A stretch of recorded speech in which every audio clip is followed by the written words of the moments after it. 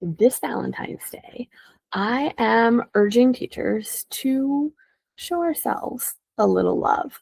We perform such an important and at times difficult job. We are responsible for the emotional, physical, and cognitive well being of children. And we are expected to do this with low pay, sometimes little respect, long hours, and we're expected to show up with a calm and caring demeanor every day. Well, self care, this little Valentine that we're giving ourselves this year, is how we are able to show up for others. Hello, I'm Nicole Dravillas Fravel, and this is Wildwood Teaching. Today, I am introducing you to ways to use nature to give yourself a little love on Valentine's Day and throughout the rest of the school year.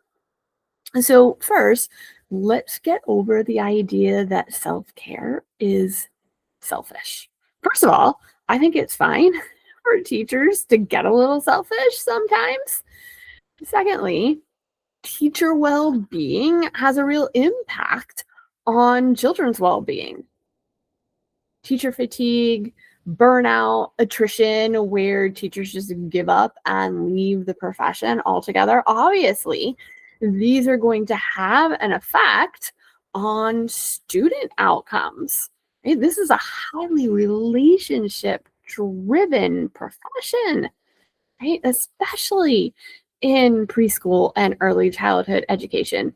If we are not showing up with positive energy every single day and engaging in a caring way with children, obviously their school experience, their academic outcomes are going to be negatively affected.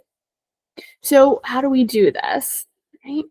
Well, of course, I'm going to say lean into the benefits of nature. We know that study after study has shown that just a brief time in nature, right, 20 minutes outside, and you reduce stress. You can lower your cortisol levels. You can lower your blood pressure. Right? Obviously, our physical and emotional health are going to be affected then by being out in nature, right?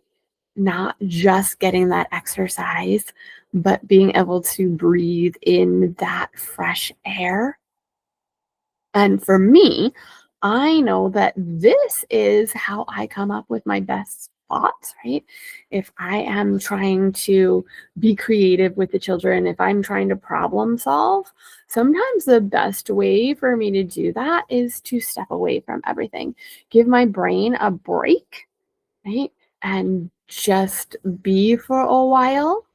And that is when my brain is going to be open to those new ideas. So let's figure it out. Let's figure out how we do this on a daily basis where we use nature. So, the number one thing I'm going to say is I encourage you to look at nature the way a child does and get into that child brain and experience it with the wonder of a child. Be awed by rainbows, be awed by a pine cone on the ground, right? And then interact with it the way a child would do, right? If it's warm enough, take off your shoes, take off your socks, feel the earth, feel the soil, the grass, whatever you have between your toes. Give yourself the permission to play in nature with the children. Go ahead and climb the trees. Go ahead and run and play those chase games. Go ahead and get into the sandbox, get into the mud kitchen, and interact and play with nature. We know the benefits of physical exercise, sure, exercise, but that doesn't have to mean that you are in a gym lifting weights. It can be as simple as playing with the children. It can be as simple as taking some time to stretch outside. I'm also going to suggest that you find a way to use nature to start your day. I know we have a busy day and we have a lot of things that we want to prep and set up before the children get there. What I'm going to say, the more that you can involve the children in, honestly, the easier it's going to be on you. Let them direct where their classroom is going. Let them help set things up. They want to do it, right? 5 minutes. That's all I'm saying.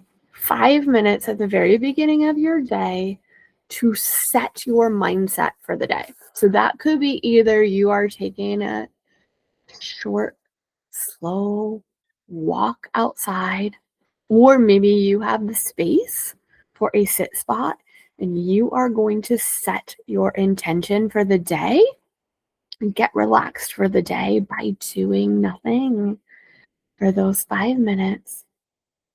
Breathing, listening to nature. I've got little birds tweeting behind me here, feeling the wind. Sometimes those small moments are going to mean the most, especially if it's a routine that you are able to build up over time. If you are indoors, if you are teaching indoors, I'm going to say bring as much nature inside as you can. A while ago, I was listening to the radio, driving somewhere on my errands, and they did a little teaser, right? After the commercial, we're going to tell you what studies show is the number one item that you can place on your desk at work to make you happier and healthier. Maybe call in and guess what it is, right? It's not photos of your children, sadly. Um, it's a plant, right? People who have a plant on their desk miss less days of work. They are happier at work. They have more positive thoughts about their coworkers. Your children want to take care of plants. So bring those plants into the classroom. Now, I don't know if there's a study that shows the same about other natural materials, but I do know that there are a lot of studies about just having access to green space, right? A window that can calm people, or I know that there are studies about natural pictures, right? So waterfalls, photographs of waterfalls, and that can have a calming effect on people. So I think it stands to reason that the more natural materials, right? Shells, bark, tree cookies, river rocks, whatever you bring into your classroom, and all the better if it has a texture to it, if it is something that you can physically touch and bring all of your senses to. And that's going to help you and the children stay a little bit more grounded and calm and ready for whatever the day can bring you. So please do this. Please take some time and connect yourself to nature in times with and without the children. And I hope this brings a little bit of calm, a little bit of grounding to your day so that you can be your best self for the children that you teach. And then join me here next week for another episode of Wildwood Teaching. I will see you there.